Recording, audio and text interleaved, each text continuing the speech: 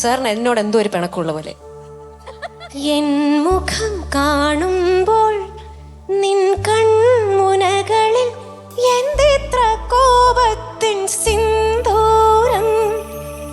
N മുഖം കാണുമ്പോൾ നിൻ കൺമുനകളിൽ എന്തെത്ര കോപത്തിൻ സിന്ദൂരം. എന്നടുത്തെത്തുമ്പോൾ എന്തു ചോദിക്കലും എന്തിനാ ഈ മൗനം. ഒരു നിറഞ്ഞ കയ്യടി കൊടുത്ത് ഈ സംവിധായകനെ നമുക്കൊന്ന് സ്വാഗതം ചെയ്യാം. സർ, നമ്മുടെ രഞ്ജിത്തേട്ടനാണ്. ഈ പാട്ട് അറിയില്ലേ സർ? എന്നടുത്തെത്തുമ്പോൾ ഞാൻ പാടിക്കും എന്തിനാണ് ഈ മൗനം.